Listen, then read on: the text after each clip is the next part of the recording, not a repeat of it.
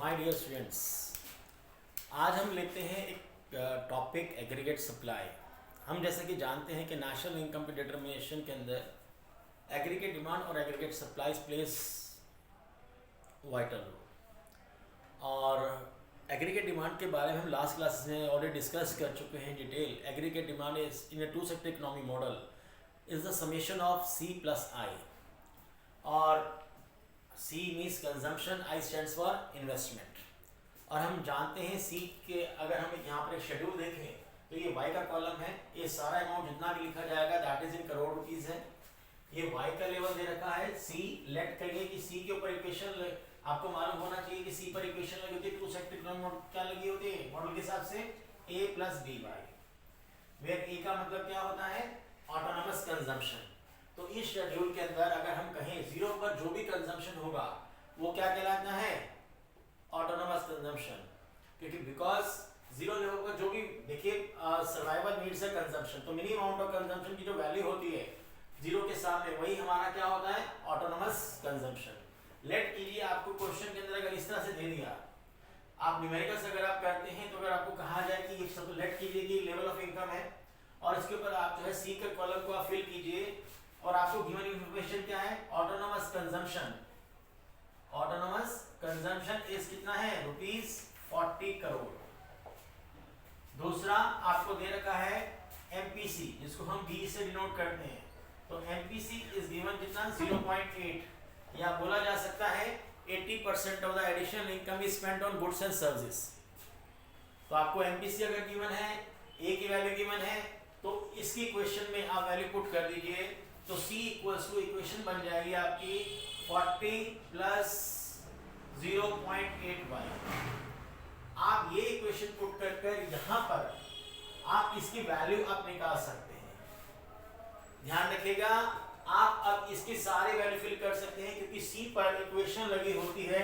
जैसे कि मैंने कहा a plus b y, a की जगह C बार भी लिखा हो सकता है। ध्यान रखिएगा, इसका मतलब क्या है autonomous consumption, B stands for MPC.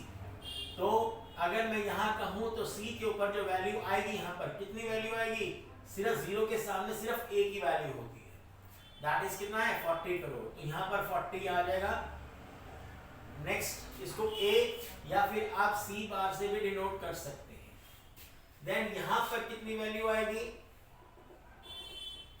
अब आप समझ सकते हैं, तो 40 प्लस 0.8 इंटू 0.8 रेशियो से MPC means 80% of the additional income is spent on goods and services. तो इसमें से एडिशनल इनकम कितनी है 100, तो बढ़ी हुई इनकम का लोग 80% खर्च कर रहे हैं। तो मैं यहाँ पर इक्वेशन लगाता हूँ आपकी a प्लस बी वाई, तो 40 plus 0.8 into level of income कितना है 100, यहाँ पुट कर दीजिए, तो 40 प्लस 0.8 इंटू 100 कितना आएगा, यहाँ तक का 80 प्लस 40, तो यहाँ कितना आएगा 120। सेम यहाँ पर 40 प्लस 0.8 इंटू 200, ये लेवल ऑफ इनकम, तो 160 plus 40 that is 200। 40 plus 0.8 into 300 level of income, तो 300 पे सी की वैल्यू कितनी होगी, तो ये आगे न्यूमेरिकल करते समय भी आपने ध्यान रखना है। तो हम ये क्वेश्चन लगा सकते हैं a प्लस बी वाई, तो 40 plus 0.8 into 300, 240 plus 40 280। Likewise 40 plus 0.8 into 400, तो कितना होगा 320 प्लस 40 360। तो मैं उम्मीद करता हूं कि आपको C का कॉलम फिल करना आ गया होगा। तो C का कॉलम कैसे फिल करेंगे, अगर हमारे पास A हो B हो मींस एमपीसी और गिवन लेवल ऑफ इनकम हो, तो हम उस पॉइंट पर C की वैल्यू हम निकाल सकते हैं। देन एक कंसेप्ट आती है जिसको हम बोलते हैं इसके बाद सेविंग। सेविंग की अगर हम वैल्यू निकालें, हम जानते हैं पार्ट द इनकम, सेविंग के बारे में हम लास्ट क्लास में डिस्कस कर चुके हैं, एपीएस और एमपीएस के बारे में भी। और इसी तरह से सी के कंसर्न में क्या है से जुड़ी कंसेप्ट कौन सी है, एपीसी एंड एमपीसी। अगर हम कहें तो एस के बारे में, सेविंग फंक्शन के बारे में पढ़ा था हमने, part the income which is not spend on goods and service को क्या बोलते हैं सेविंग बोलते हैं। तो सेविंग की वैल्यू हम कैसे निकालते हैं y माइनस सी। हम जानते हैं कि y इक्वल्स टू क्या होता है, c plus S. Part of the income इधर कंज्यूम्ड और सेव्ड। अगर हमें सेविंग निकालना हो तो क्या बोलेंगे, y माइनस सी, y माइनस सी। तो हमारे पास अगर s की वैल्यू निकालनी है तो देखिए आपके पास दो ऑप्शन तो अभी आपके सामने अवेलेबल है। फर्स्ट, s की वैल्यू निकालिए, स्ट्रेट आप y में से c लेस कर दीजिए, तो यहाँ पर वैल्यू कितनी आ जाएगी, 0 minus 40, that is the minus 40। 100 minus 120 minus 20, 200 minus 200 0, 300 minus 280 plus का 20, 400 माइनस 360 प्लस का 40। तो आपको ये पता होना चाहिए सेविंग के बारे में, जब हमने लास्ट क्लास में और सी के बारे में जब हम डिस्कस कर रहे थे, अगर मैं y को और c का अगर डेरिवेशन करूंगा ग्राफ का, तो c का ग्राफ किस तरह से बनता है, इस तरह से, इस तरह से। और c पर मैंने कहा था 0 पर कंजम्पशन कभी 0 नहीं होता, तो यहाँ से स्टार्ट होता है और इस इक्वेशन के हिसाब से कितना होगा, 40 से स्टार्ट होगा। और वहीं अगर मैं बात कर रहा हूँ s की बात करता हूँ, तो अगर ये 40 पे है तो s का ग्राफ माइनस 40 यहाँ से स्टार्ट होगा। तो ये सेविंग का ग्राफ इस तरह से जाएगा, दोनों ही अपर स्लोपिंग होते हैं, मतलब दोनों में क्या है, y और c, y का c के साथ भी क्या है, पॉजिटिव रिलेशनशिप है, और y का s के साथ भी क्या है, पॉजिटिव रिलेशनशिप है। तो 0 पर जितना ऑटोनोमस कंजम्पशन होगा, मतलब a होगा, उतने से क्या होगा, यहाँ माइनस a होगा। जैसे कि आप चेक कर सकते हैं 0 40, तो यहाँ कितना होगा, माइनस 40। तो हम इसको क्या बोलेंगे, माइनस a, या फिर माइनस c बार, ये भी आप लिख सकते हैं। तो सेविंग के बारे में कहा गया, सेविंग इज क्या है, ऑब्वियसली सेविंग फंक्शन के बारे में हमने पढ़ा था, हमने क्या कहा था, it explains the functional relationship between the y and the s, और income increases, saving increases, but at a higher rate. तो आप देख सकते हैं y और c में भी पॉजिटिव रिलेशनशिप है और y और s में भी। आप नेगेटिव से पॉजिटिव साइड पर जा रहे हैं, देखिए इनकम लेवल यहाँ बढ़ेगा तो s भी क्या हो रहा है, नेगेटिव से, यहाँ पर सेविंग क्या है, नेगेटिव, यहाँ पर क्या है, 0, यहाँ क्या है, पॉजिटिव। तो सेविंग में भी नेगेटिव में भी 0 में भी पॉजिटिव। अब अगर मैं कहूं तो सेविंग पर एक इक्वेशन और लगी हुई है, अगर सेविंग पर अगर मैं कहूं एक और इक्वेशन लगी है तो कैसे पता लगेगा। अभी हमने कहा कि y इक्वल्स टू क्या होता है, c प्लस एस, तो s की इक्वेशन कौन सी होगी, s equals to y minus c। तो अगर मैं कहूं, और हमने अभी कहा कि c पर इक्वेशन क्या लगी होती है, a plus b y, c पर क्या लगी होती है, a प्लस बी वाई। तो अगर मैं यहां पर पुट कर दूं y minus a plus b y, a plus b y, तो क्या आएगा यहां पर, तो s equals to y, s equals to क्या आएगा, y minus a minus B y, s equals to y minus, sorry, s equals to minus a plus y minus B y, minus इधर आ गया, plus y minus B y. तो s equals to क्या आया, minus a, y common ले लीजिए, plus क्या आएगा, 1 माइनस बी वाई। इसका मतलब सेविंग पर जो आपकी इक्वेशन बनी वो क्या बनी, minus a plus 1 minus B y. तो ये चीज ध्यान रखिए। तो इस जिस तरह से c पर हमने लिखा a प्लस बी वाई, तो s पर इक्वेशन लगी होती है क्या, minus a plus 1 minus B y, ये इक्वेशन लगी है। आप क्रॉस चेक करना चाहते हैं तो कर लीजिए। 0 पर हमेशा s की वैल्यू क्या होगी, जिस तरह c पर होगा सिर्फ a, यहाँ पर क्या होगा, माइनस a, यहाँ सिर्फ माइनस a की वैल्यू होगी। तो माइनस a मतलब माइनस a इज टू से माइनस 40, माइनस 40। तो यहाँ पर इक्वेशन क्या बैठेगी, s की इक्वेशन बैठेगी equals to s equals to, तो अगर c कितना है 40 प्लस 0.82y, तो s इक्वल्स टू क्या बैठेगा, माइनस 40 प्लस 0.2y, ये सेविंग इक्वेशन बैठेगी, ध्यान रखिएगा। तो अगर आपके पास c की इक्वेशन हो तो s की निकाल सकते हैं, s से c की निकाल सकते हैं। वन इंपॉर्टेंट थिंग, c का स्लोप किससे तय होता है, MPC से, और s का स्लोप MPS से। तो ये जो b, ये जो c के अंदर ये जो 0.8 है ये MPC है, और ये जो 0.2 है मींस 0.2, ये क्या है, MPS, क्या है, MPS। तो अगर ये कितना होगा -40 प्लस 0.25। अगर ये -40 प्लस 0.25 है तो ये कितना होगा माइनस, यहाँ हट जाएगा 40 प्लस क्या यहाँ क्या आएगा प्लस, ये 0.25 है तो कितना हो जाएगा प्लस 0.85। तो आई थिंक इतना क्लियर है आपको। उम्मीद करता हूँ कि आपको ये कंसेप्ट क्लियर हुई होगी। अब यहाँ से हम आगे चलते हैं, इसी क्वेश्चन के बेस पर आप चाहे तो ये सेविंग की सारी वैल्यूज निकाल सकते हैं।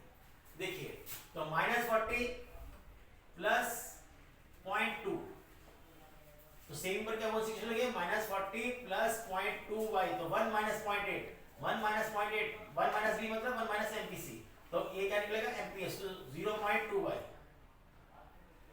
तो ये इक्वेशन आपकी लगी है हर किसी पर। तो -40 प्लस 0.2y, तो y यहाँ पर कितना है 100, तो अगर आप पुट करेंगे तो कितना आ जाएगा, यहाँ आ जाएगा 20, तो -40 प्लस 20, -40 प्लस 20 कितना आएगा, ठीक है।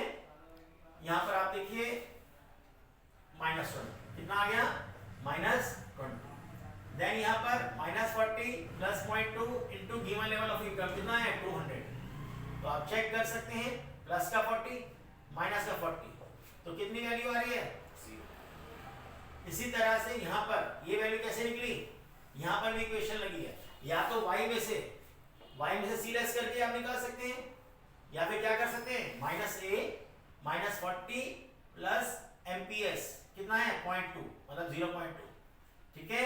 तो कितना आ गया आपका 0.2 into given level of income कितना है 300, तो कितना आया आपका, तो 60 प्लस के हैं माइनस का 40, तो आ गया प्लस 20। सेम इसी तरह से -40 प्लस 0.2 इंटू 400, तो कितना आ गया 80 प्लस के माइनस का 40, तो प्लस का 40। तो उम्मीद करता हूं कि आज आपने सीखा कि C कैसे है। अगर हम देखें तो C पर इक्वेशन लगी होती है a प्लस बी वाई, तो आज हमने डेरिवेशन देखा इक्वेशन का, तो C पर इक्वेशन लगी होती है a प्लस बी वाई, जहां पर a का मतलब ऑटोनॉमस कंजम्पशन और b का मतलब एमपीसी। ठीक इसी तरह से S पर इक्वेशन लगी होती है -a plus 1 minus B y in two sector economy model. तो अब आपके सामने y का कॉलम है, c का कॉलम भी है और s का कॉलम भी है। जब हम नेशनल इनकम डिटरमिनेशन पढ़ते हैं तो नेशनल इनकम डिटरमिनेशन के अंदर आपको एग्रीगेट डिमांड और एग्रीगेट सप्लाई चाहिए। अब एग्रीगेट डिमांड के दो कंपोनेंट्स होते हैं, that is C and I। तो C के बारे में हम पढ़ चुके हैं, I के बारे में भी हम पढ़ चुके हैं कि टू सेक्टर इकोनॉमी मॉडल के अंदर हम I को क्या लेते हैं ऑटोनोमस लेते हैं, जो हर लेवल ऑफ इनकम पर क्या रहता है कांस्टेंट रहता है। चलिए आई थिंक यहाँ तक क्लियर हो चुका होगा आपको, C का ग्राफ समझ में आ चुका होगा, S का भी समझ में आ चुका होगा। अब हम थोड़ा सा और आगे चलते हैं।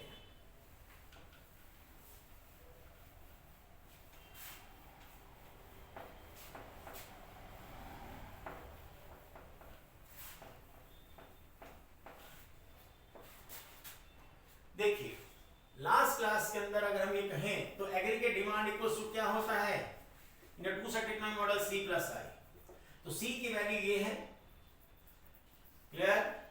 अगर I की वैल्यू हम लेट करें तो कितना आएगा, अगर हम कहें कि I जो है हर लेवल ऑफ इनकम के ऊपर कितना है लेट करते हैं ऑटोनोमस है, जो हर लेवल की कितना है 40 करोड़, तो इनकम लेवल 100 हो 200 हो या 300 हो या इवन 400 करोड़ हो, हर लेवल ऑफ इनकम पर I की वैल्यू कितनी है दैट इज 40 करोड़। तो अगर मैं यहाँ रखूँ तो यहाँ कितना आएगा 40 40 40, तो ये आपका निकल, अगर मैं C प्लस I जोड़ूंगा तो क्या बन जाएगा आपका एग्रीगेट डिमांड। तो एग्रीगेट डिमांड की वैल्यू कितनी आई 40 plus 40 80, 120 plus 40 160, then 200 plus 40 240, then 280 plus 400 320, then 360 plus 440 400। जब हम एग्रीगेट डिमांड मींस टू से टू सेक्टर के हिसाब से क्या है C प्लस I। अगर मैं Y की लेवल ऑफ इनकम के ऊपर AD का पहले रिलेशनशिप चेक करूं तो मुझे क्या नजर आ रहा है, Y इंक्रीज हो रहा है तो AD भी क्या हो रहा है इंक्रीज हो रहा है। जब मैं इसको ग्राफिकली प्लॉट करूंगा तो जैसे कि हमने डिस्कस किया I क्या है हर लेवल ऑफ इनकम के ऊपर क्या है कांस्टेंट है, तो ये कौन सा इन्वेस्टमेंट है ऑटोनोमस इन्वेस्टमेंट। कौन सा है autonomous investment, means income level कुछ भी हो हर लेवल पर ये इन्वेस्टमेंट कांस्टेंट रहता है। तो aggregate demand equals to C plus I। I think कहानी क्लियर हो चुकी है यहाँ पर। अब हम थोड़ा सा और आगे चलते हैं। अब जब मैं एडी को प्लॉट करूंगा तो हम पढ़ चुके हैं कि सी का ग्राफ कैसे बनता है, वो ओरिजिन से स्टार्ट नहीं होगा, यहां से होगा, क्योंकि जीरो पर कुछ ना कुछ कंजम्पशन होता है। और आई कैसे बनेगा, इस तरीके से। और जब मैं इन दोनों को ज्वाइन करूंगा तो एडी कैसे बनेगा, सी की तरह ही बिल्कुल ऐसे। ये क्या होगा, सी प्लस आई। अब ये ध्यान रखना कि ये सी भी है यहाँ पर और आई भी है। यहाँ पर क्या है, लेवल ऑफ इनकम, यहाँ इनकम लिखा जाए। ध्यान रखा जाए कि जब ये एडी है तो ये सी प्लस आई है, लेकिन अगर सी प्लॉट करूंगा तो सिर्फ सी ऐसे बनेगा। और एक चीज ध्यान रखनी है, सी और एडी के बीच का गैप ये यूनिफॉर्म होना चाहिए, एक जैसा, बिल्कुल गैप जो है इक्वल होना चाहिए, यहां से लेकर यहां तक, क्योंकि इसके बीच का जो गैप है वो इक्वल टू डिफरेंस किसके बराबर है, आई के। और आई हर लेवल पर क्या है, कांस्टेंट। तो ये ध्यान रखना है, आप इस तरह से प्लॉट नहीं कर सकते, सी ऐसे बनाया और एडी ऐसे बना दिया, ये गलत है, ध्यान रखिएगा। तो ध्यान रखिएगा ये दोनों पैरेलल होने चाहिए और दोनों के बीच का गैप जो होना चाहिए वो यूनिफॉर्म होना चाहिए। और आप देखते हैं जब कोई ग्राफ अपवर्ड स्लोपिंग होता है, इसका मतलब यहाँ और यहाँ जो लिखा जा रहा है दोनों के बीच में रिलेशनशिप कैसी है, पॉजिटिव। तो ये आपका एग्रीगेट डिमांड और वाई में क्या रिलेशनशिप है, पॉजिटिव। और एडी कभी 0 पर 0 नहीं होगा, यहाँ से स्टार्ट नहीं होगा, क्योंकि एडी में क्या है, सी प्लस आई, और सी कभी 0 पर 0 नहीं होगा। एक ध्यान रखिएगा, बेसिक कंसेप्ट जब तक क्लियर नहीं होंगी आपको कंसेप्ट पूरी, आप थोड़ा थोड़ा क्या बहुत ज़्यादा डाउटफुल रहेंगे और आप अच्छा स्कोर नहीं कर पाएंगे। अच्छे स्कोर करने के लिए प्रैक्टिस का होना भी उतना ही ज़रूरी है, तो आप प्रैक्टिस करें, ध्यान रखें। तो एग्रीगेट डिमांड के बारे में आई थिंक क्लियर हो चुका। अब हमारा जो कंसेप्ट आता है वो है एग्रीगेट सप्लाई। अब एग्रीगेट सप्लाई के बारे में जब हम पढ़ते हैं तो एग्रीगेट सप्लाई क्या होता है, एग्रीगेट सप्लाई मींस, जैसा कि हम जानते हैं कि नेशनल इनकम के डिटर्मिनेशन के अंदर एग्रीगेट डिमांड हम पढ़ चुके हैं, that is C plus I, और हमने ग्राफिकल प्रेजेंटेशन भी पढ़ लिया। अब हमें पढ़ना है next component, that is aggregate supply. Aggregate supply means the money value of final goods and the services that all the producers are willing to supply in a given period of time, उसको हम क्या बोलते हैं, aggregate supply. तो देश के अंदर जितने प्रोड्यूसर्स हैं, जो भी गुड्स एंड प्रोड्यूस करते हैं, तो जितना वो विलिंगनेस रखते हैं, ठीक है, टू सप्लाई, उसको हम क्या बोलते हैं, aggregate supply. Aggregate supply is nothing but equals to national income. अब कहा जाता है कि एग्रीगेट सप्लाई जो होती है वो नेशनल इनकम के इक्वल होती है। तो किस तरीके से, हम ये पढ़ चुके हैं नेशनल इनकम के अंदर कि फर्म्स जब प्रोडक्शन करती हैं तो फर्म्स फैक्टर्स ऑफ प्रोडक्शन के सर्विसेज हायर करती हैं, land, the labour, capital, the entrepreneur. तो हर फैक्टर्स ऑफ प्रोडक्शन को उसकी सर्विस के बदले में पे किया जाता है।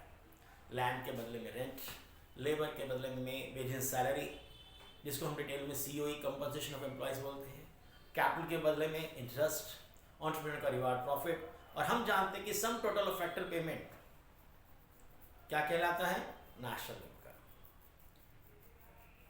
जब फर्म्स प्रोडक्शन करती हैं तो वो चाहती हैं कि जब हम अपनी चीज़ों को बाजार में बेचें तो उससे इतना अमाउंट जरूर मिल जाए जिससे कि वो फैक्टर पेमेंट कर सके। मतलब लैंड के बदले में रेंट दे पाएँ, लेबर के बदले में सैलरी दे पाएँ, कैपिटल के बदले में इंटरेस्ट पे कर पाएँ। अगर उनको वो प्राइस नहीं मिलेगा तो फर्म प्रोडक्शन नहीं करेगी। इसलिए कहा जाता है कि एग्रीगेट सप्लाई वो प्राइस होता है जो फर्म को जरूर मिलना चाहिए। अगर वो नहीं मिलेगा तो फर्म्स प्रोडक्शन नहीं करेंगी। तो और जैसे कि हमने कहा sum total of factor payment क्या होता है, नेशनल इनकम। तो एग्रीगेट सप्लाई किसके बराबर हुई, इक्वल्स टू नेशनल इनकम। और हम जानते हैं कि part of the income is इधर कंज्यूम्ड और सेव्ड। तो इसका मतलब ये हुआ कि y equals to c plus s, y equals to c plus s. और कभी एग्जाम में अगर क्वेश्चन कहा जाए, ठीक है, अगर इसके अंदर कहूं तो मुझे अगर एस की वैल्यू निकालनी है तो एस की वैल्यू अगर मुझे निकालनी है तो ये ध्यान रखा जाए कि टू सेक्टर इकोनॉमिक मॉडल के अंदर तो मैं सी और एस का कॉलम ढूंढूंगा। तो एस का कॉलम हमने पीछे पढ़ा है कि एस का कॉलम क्या होता है, part the income either consumed और सेव। तो एस क्या होता है, कैसे निकलता है, y माइनस सी, या एस पर कौन सी इक्वेशन लगी होगी, minus A plus one minus B Y. एक और बता देता हूं, आपको मालूम है कि एपीएस का फॉर्मूला क्या होता है, एस अपॉन में वाई। तो क्या हमें एस की वैल्यू निकालने के लिए हम ऐसे भी निकाल सकते हैं, क्या निकाल सकते हैं, एपीएस इनटू वाई। ये फॉर्मूले आप इस्तेमाल करके किसी भी वैल्यू के ऊपर सेविंग की वैल्यू आप निकाल सकते हैं। जैसे कि अगर मुझे यहाँ s की वैल्यू चाहिए तो मेरे पास एक ऑप्शन है कि मैं y में से c लेस कर दूं। तो 0 माइनस 40 कितना आ जाएगा, माइनस का 40, 100 माइनस 120 माइनस का 20, 200 माइनस 200 0, 300 माइनस 280 प्लस का 20, 400 माइनस 360 प्लस का 40। आई थिंक ये है आपके सामने फॉर्मूला, या s पर ये क्वेश्चन लगा सकते हैं, minus A plus one minus B Y. अगर आपको कहूं कि मैं इस क्वेश्चन के अंदर ऐसी क्वेश्चन बनाओ तो कैसे बनेगा, तो आपको मालूम होना चाहिए अगर, तो ये क्या है, 1 माइनस बी क्या होता है, तो 1 माइनस बी होता है एमपीएस, 1 माइनस बी क्या होता है, एमपीएस। तो एमपीसी कितनी है, आपको मालूम होगा, लास्ट क्लास में हम डिस्कस किया, एमपीसी का फॉर्मूला क्या होता है, डेल्टा सी अपॉन में डेल्टा वाई। तो यहाँ पर क्या होगा, 40 सॉरी हाँ कितना है आपका, 80 अपॉन में 100, 80 अपॉन में 100, 80 अपॉन में 100। तो यहाँ पर क्या होगा, आपका एमपीसी की वैल्यू जो निकल रही है, एमपीसी की वैल्यू क्या निकलेगी आपकी, that is a delta c upon में डेल्टा वाई। तो कितना निकलेगा, डेल्टा सी कितना है आप चेक कर सकते हैं यहाँ पे, 80 अपॉन में 100, तो 0.8, 80 अपॉन में 100, 0.8, अगेन हर पॉइंट पर 0.8 है, अगर आप चेक करेंगे तो 0.8 है। अगर एमपीसी 0.8 है तो एमपीएस कितनी होगी, एमपीएस का फॉर्मूला क्या होता है, एक होता है 1 माइनस एमपीसी, ये हम पढ़ेंगे, और दूसरा फॉर्मूला क्या होता है, डेल्टा एस अपॉन में डेल्टा वाई। तो डेल्टा एस कितना हुआ, डेल्टा एस कितना है यहाँ पे आप चेक कीजिए, 20 अपॉन में 100, तो कितना आएगा 0.2, देन 20 अपॉन में 100, 0.2, 0.2, 0.2। तो क्या मैं एस पर अगर मुझे सेविंग की वैल्यू निकालनी है तो यहाँ पर कौन सी इक्वेशन लगी है, अगर सी की इक्वेशन है, कितनी है इक्वेशन सी की, 40 है, और एमपीसी कितनी है 0.8, तो यहाँ पर इक्वेशन लगी है 40 प्लस 0.8y। और मैंने अभी पीछे डिस्कस किया, अगर ये 40 प्लस 0.8y है तो एस पर क्या लगेगा, 40 है, यहाँ लिख दीजिए -40, तो s इक्वल्स टू -40, इसका डेरिवेशन अभी ने पढ़ा था, ये कितना है 0.8, यहाँ कितना आएगा 0.2y। तो आप इसके ऊपर देखें तो हर किसी पर ये क्वेश्चन लगे -40 प्लस 0.2y, इससे भी निकाल सकते हैं, ठीक है। यहाँ पर क्वेश्चन कौन सी लगी इसके हिसाब से, -40 प्लस 0.2y, यहाँ क्या लगा है, y में से c करके भी ये वैल्यू निकाल सकते हैं। तीसरा एपीएस, अगर इनके सामने कहीं एपीएस की वैल्यू गिवन है तो एपीएस इंटू वाई करके भी एस की वैल्यू फिल की जा सकती है, ये चीज ध्यान रखी जाए। तो अब एस के बारे में है, तो आई थिंक अब आपको क्लियर हो चुका कि अगर मैं कहूं तो एस की वैल्यू इस तरह से निकाली जा सकती है। अब यहां पर जैसे कि मैंने कहा एग्रीगेट सप्लाई के बारे में, तो aggregate supply equals to national income part the income is इधर कंज्यूम्ड और सेव्ड। तो क्या हुआ, सी प्लस एस, तो सी का कॉलम हमारे पास है, एस का कॉलम हमारे पास है, तो क्या मैं यहां पे एग्रीगेट सप्लाई का कॉलम बना सकता हूं, बिल्कुल बना सकता हूं। तो एग्रीगेट सप्लाई इक्वल्स टू क्या हुआ, सी प्लस एस।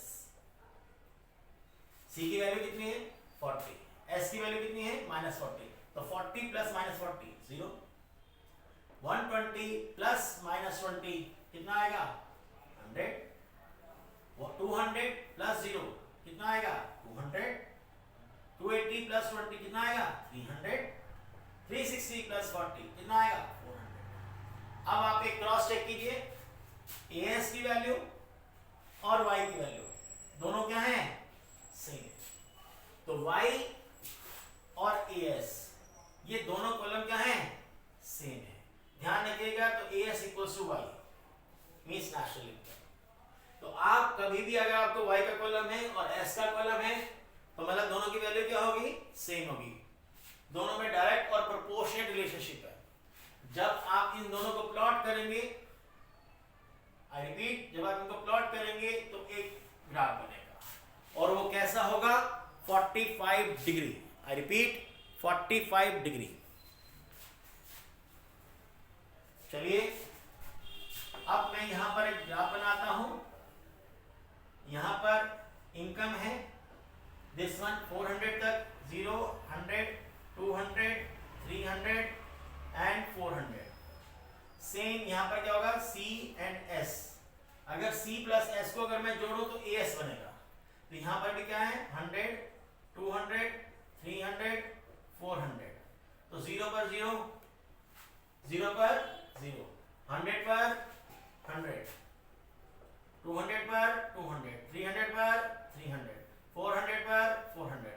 अब आप देख सकते हैं कि AS कैसा बना, 45 डिग्री। इक्वी डिस्टेंस फ्रॉम किससे, एक्स एंड वाई एक्सिस। ये क्या शो करता है, AS। नंबर 1 ये 45 डिग्री लाइन है, ये लाइन ऑफ रेफरेंस है। और ध्यान रखना इसका मतलब है कि इसके हर पॉइंट पर होल इनकम इज इधर कंज्यूम्ड और सेव, मींस टू से y equals to C plus S। तो इसके हर पॉइंट के ऊपर क्या है, y equals to C plus S। तो ये चीज ध्यान रखेंगे।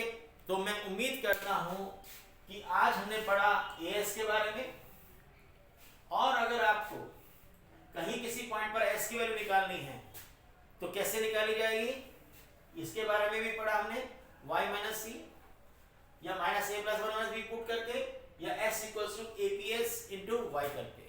इसके अलावा हम और भी डिस्कस करेंगे। उम्मीद करता हूं आपको ये वीडियो पसंद आई होगी। मन करे तो आप इसको शेयर कीजिए, लाइक कीजिए, बट अपना ध्यान भी रखिए। लेकिन बहुत तसल्ली से, बहुत डिटेल में आप पढ़ेंगे, तभी आपका कॉन्फिडेंस लेवल बढ़ेगा। Thank you.